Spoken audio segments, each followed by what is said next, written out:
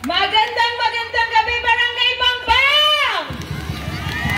Ang hina! Magandang gabi, Barangay Bangbang! Hi! Hello! Yan, alive, alert, awake. Gutom na po ba kayo? Ano, ang takot na kayo, no? Ayaw nyo kaming samahan, no? Hindi. Nako, hindi ko alam kung ano sasabihin ko sa mga kabarangay ko. Nininervyos ako sa inyo. Siyempre, barangay ko to. Mula bata hanggang sa paglaki, dito kami sa Bangbang. Sino nakakakilala sa tatay ko? Yan, dami. Si Kapekto, no? Si Kapekto. Ano yun? Galayan dito sa Bangbang. Siyempre, kahit pa paano, nanay ko taga rito din. Diyan sa Villareyes ba yun? Oo, si Sally.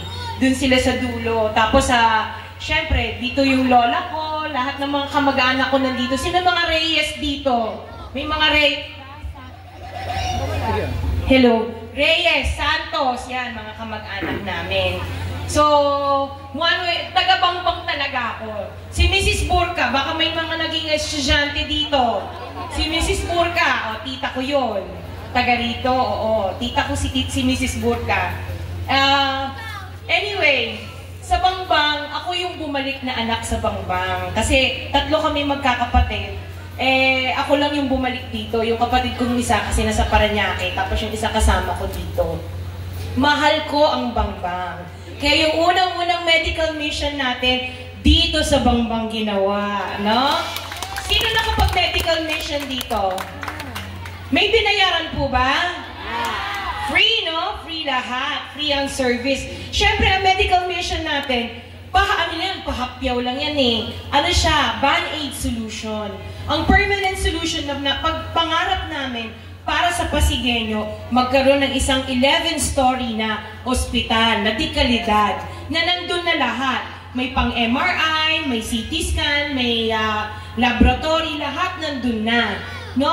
Gusto ko lang malaman, totoo po ba o chismis lang ba na pag halimbawa na-confine ka sa, o tumakbo ka sa PCGH or Child's Hope, minsan nasa, kayo monoblock tapos nakaswero? Totoo po ba? Okay. So hindi po siya chismis.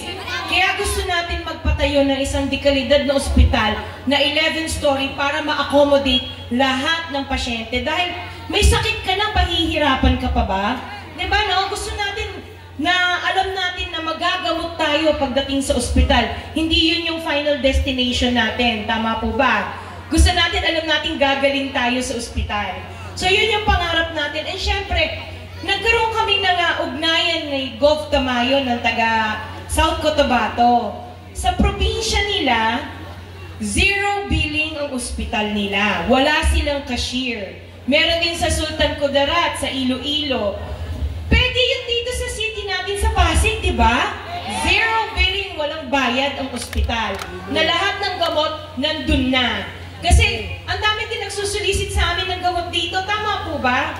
Lalo na taga-Bangbang, no? Pinagbibigyan natin lahat yan. Kasi, syempre, kabarangay natin. Kaya, tayo, gusto natin na ang mga taga-Pasig, talagang relax sila pagdating sa ospital. Na alam natin, health is wealth. Tama po ba? Parang hinga. Health is wealth. Tama po ba? Yan.